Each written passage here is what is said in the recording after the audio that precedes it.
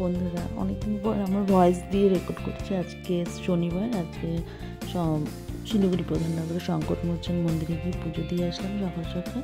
আমার একটা মানত ছিল, আমার ছোটো মেয়ে জন্ম নিয়েছিল, তো পাশেই নর্থ বেঙ্গল মেডিকেল, তো ওখান থেকে বলেছিলাম যে ওখান থেকে ভালোভাবে পুজো দেওয়ার পর আমরা দুজন মিলে প্ল্যান করলাম যে একটু ঘুরতে যাব পাহাড়ে। ওই হিডেন প্লেসটাতে যাওয়ার খুবই ইচ্ছে, যেটা ভাইরাল হয়েছিল না, হোয়াইট স্যান্ড বলে, সেবক থেকে 2.5 কিলোমিটার ভিতরে জাস্ট ওখানে যাওয়ার পর দেখলাম ওখানে ঢুকতে দিচ্ছে না। ওখানে ডিফেন্সের দুটো লোক ছিল, ওরা বললো না এখন এখানে অ্যালাউ না, ওখানে কোনো একটা ফরেস্টের কোনো কারণে মানে অ্যালাউ করতে দিচ্ছে না। তারপরে খুব কষ্ট লাগলো যে আমরা যেতে পারলাম না, ওটার জন্যই আমরা সেবকে এত দূর আসা, বাচ্চাদেরকে বাড়িতে রেখে মায়ের কাছে।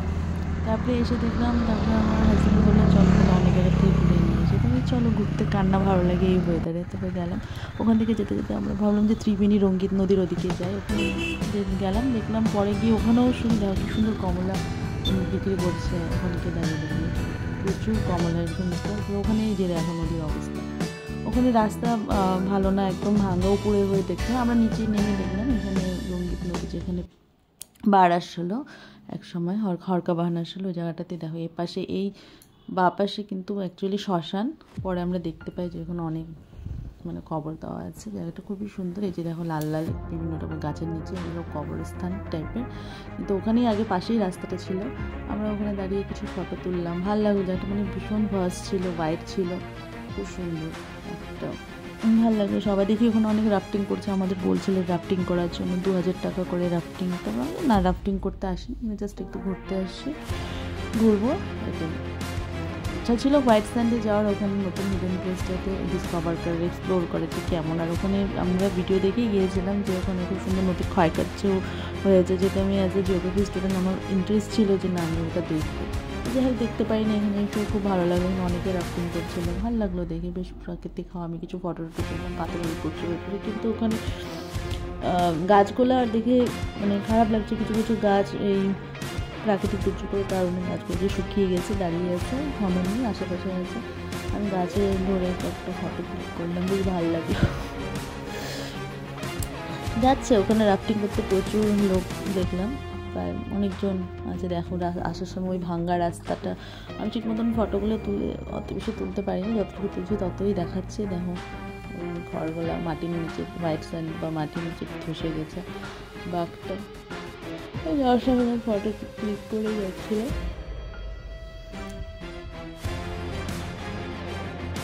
খুব সুন্দর একটা জায়গা, অনেকদিন পর বেরোনো। এই গাছগুলোর মধ্যে, গাছের মধ্যে যে ভেসে আসছিল ওই মালবা বা হচ্ছে খসড়াগুলো লেগে গেছিলো। পাথরের রাস্তা খুবই খারাপ আছে, এভাবেই চলছে মানুষ, ধসে ধসে যাচ্ছে। লেখা থাকে জায়গায় জায়গায় কটেশন, যেখানে অসুবিধা আছে আসতে চালাতে, প্রায় 10 কিলোমিটার পার আওয়ার হিসাবে। ভালো লাগে রাস্তা। এই শীতকাল আর কয়েকদিনই আছে না, এই দিনটাতে এনজয় করা, শীতটাকে অনুভব করা, আশেপাশে সবুজ স্নিগ্ধতা দেখা, খোলা নীল আকাশের সঙ্গে সবুজ, আর পাশে তিস্তা নদী বয়ে যাচ্ছে, একটা মনোরম দৃশ্য। তা মানে বাইক রাইড করলেই বোঝা যায়, বেশ ভালো। পাশাপাশি বানরগুলা বসে থাকি বাইকে, কিন্তু ভয় লাগে আমার মাঝে মাঝে, বানর আবার চলে না, কিন্তু আমরা আসে না এই রাস্তাটা হচ্ছে সেরকম। তারপরে হ্যাঁ, তারপরে যখন যাই গিয়ে দেখি যে পরে ডিফেন্সের লোকগুলো ছিল না, সবাই যাচ্ছে, কিন্তু আমরাও যাই। আস্তে আস্তে এই জায়গাটাতে পারে আমরা 3:30 4টে, 4:30 এরকমই সামথিং বাজে। গিয়ে দেখলাম ওই দুটো নিয়ে আর বাইক দাঁড়ানো।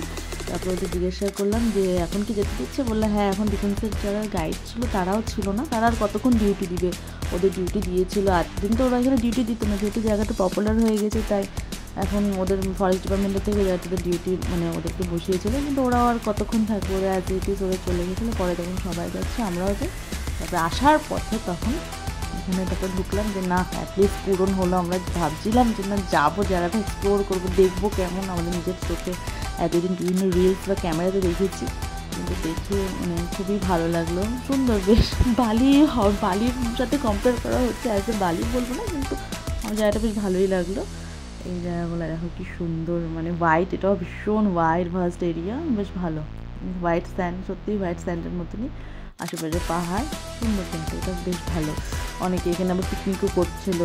যে বাবা পিকনিক পিকনিক মানে কি সামান্য বাইরে থেকে জিনিসের কারণ অ্যালাউ নেই না, বলছে আসে যেটাই মেয়েদের দেখো আমরা এই গলিটাই ছোট্ট সুন্দর জায়গা, ভালো লাগলো বেশ। আর এইখানে বালিগুলো দেখে মনে হচ্ছে বালি অ্যাকচুয়ালি পাথর না, কিন্তু এগুলা ওটা প্রাকৃতিক কোনো কারণে মানে এত শক্ত হার্ড হয়ে গেছে, মানে এই বালুগুলা মানে দাঁড়ানো যাবে, মানুষ ওয়েট নিচ্ছে, এটা চরের মতন যে দেবে যাবে সেটা নেই, কিন্তু এটা অ্যাকচুয়ালি বালু। এগুলোই জমে জমে পাথর হবে কি না জানি না, কিন্তু বেশ শক্ত হয়ে গেছে। এখানে অনেকে আবার এখানে আবার নাম খোদাই করেও লিখছে।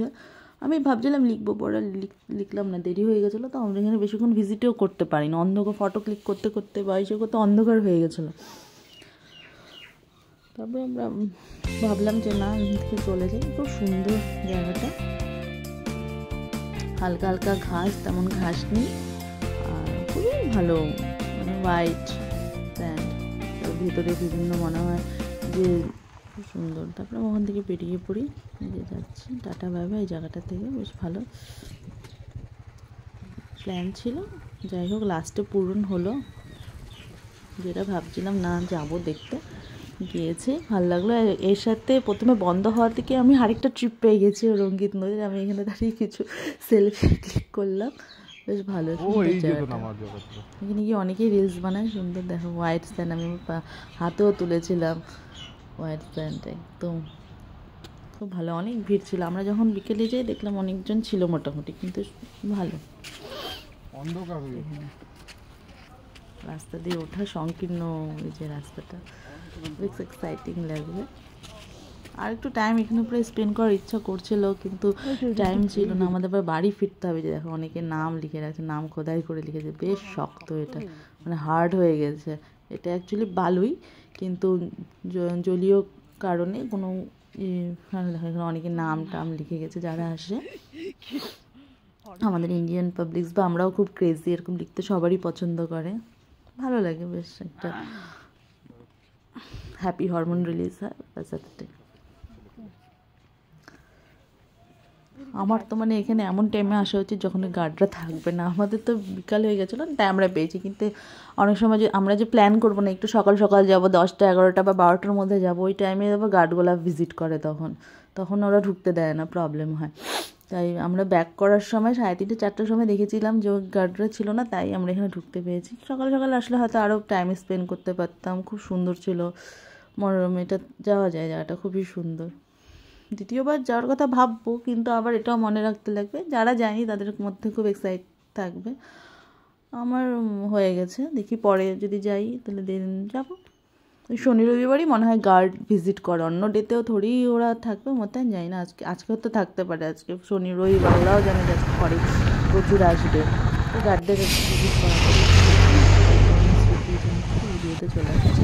প্রচুর কমলা বিক্রি হয় রাস্তায় রাস্তায় বসে, যাওয়ার পথে মানে পুরো গোটা সেবকপুরে মেয়েরা বেশি ভালো এনভায়রনমেন্ট দেখানো হচ্ছে।